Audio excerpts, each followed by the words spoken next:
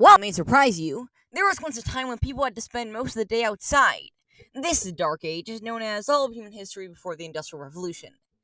How people survived before Undertale fanfiction is beyond me, but fortunately, this tragic period in our history is long gone.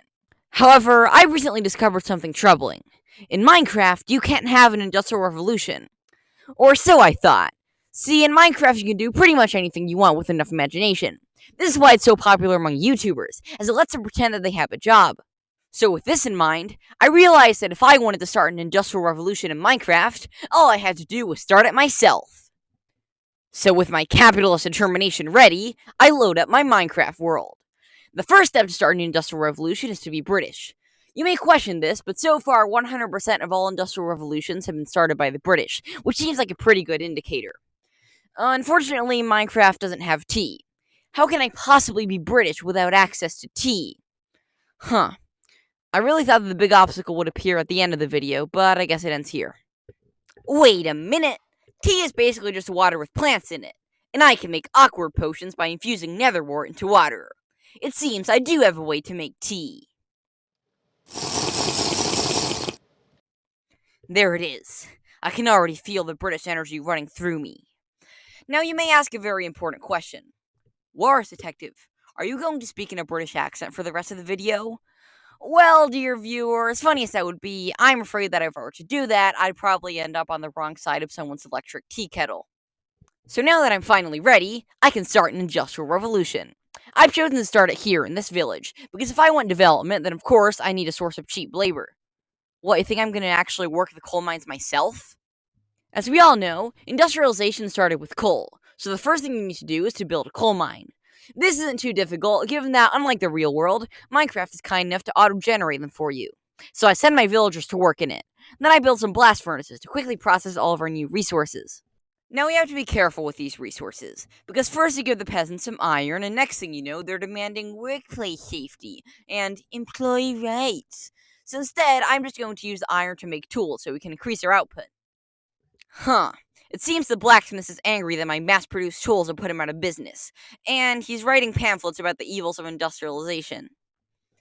Attention, yes, villagers, your blacksmith has died in a tragic anvil accident. No further questions are to be asked.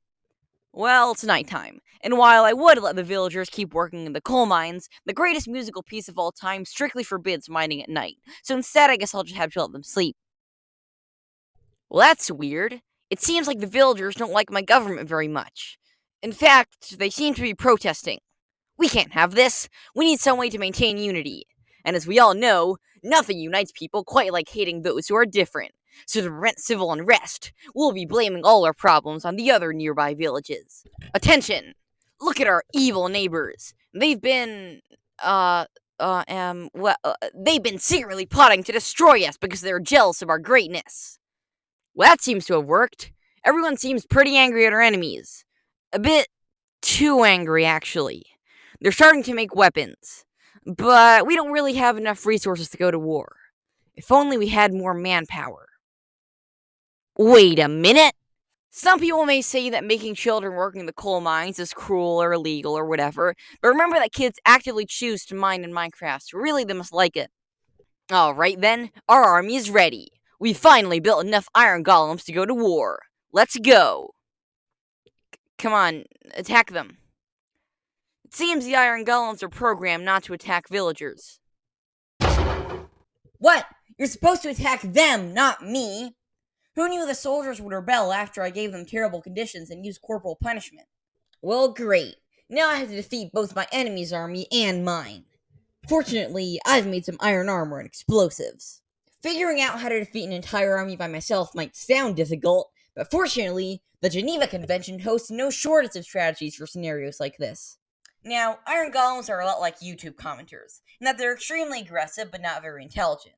So I rigged this cave with a bunch of TNT to lure them. Alright, here we go.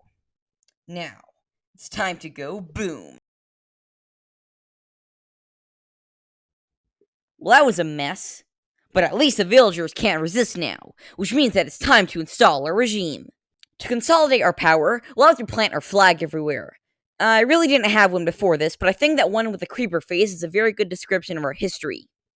What's this? It seems that the priest is telling people not to accept our rule. We can't have the clergy telling people what to do. That's our job. Unfortunately, we can't kill him without causing mass protests, so we'll just have to put him under house arrest. Don't worry, he'll be fine. When computers are invented, he can make a killing by being an online doomsday preacher. Well, citizens, we've done it. The enemy is destroyed. Unfortunately, the rest of our troops have mutinied because they didn't want to attack civilians because they were secret traitors, so we had to execute them. Since we conquered the other village, we now have control of all the area in between. Look at this beautiful landscape. Absolutely no economic output. Fortunately, we can fix that by cutting down the trees. And here it is. We've managed to transform our medieval villages into industrial powerhouses. Sir, there's something strange going on in the mine.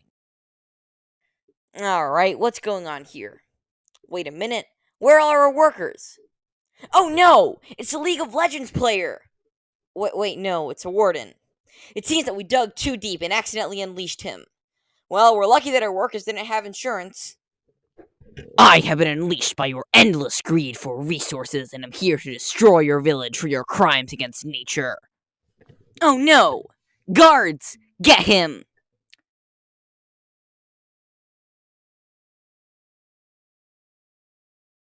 Okay, this guy just effortlessly defeated 2 iron golems. We need to run. Great. Now our village is being attacked by a radicalized version of the Lorax. Is this a sign that we should end our environmentally damaging business practices?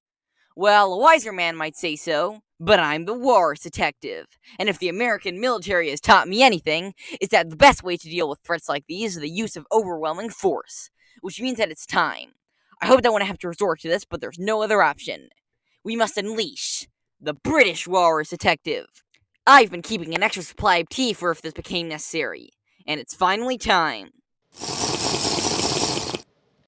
Alright then, you wanker. What you doing over there with all the factories? We need him for our economy. Workers, go get him! Did you really think they would take your side here? You pay them like 2 emeralds a day and don't even give them insurance. Now we will burn down your wasteful industrial facilities. I really should have thought of that. However, your plan will not work because all my British energy has caused the weather to turn to rain, you cheeky wanker. Ugh. Then you give me no choice. You'll have to go around and destroy all of your villagers. But I thought you were on their side. Oh, please. We all know that's just a facade for PR. We've got to stop that bloke. He's destroying all of our progress. I need to find a way to stop him. Wait a minute. I have an idea. Take that, you hedonistic pigs! Oi, oi, oi, you wanker. What you doing over there? I already told you. I'm returning the world to its natural state. Yeah, whatever, mate. You got a license for that, do you? What? No. What is this license you speak of? What do you mean you don't got a license, you punk? Officers, get him!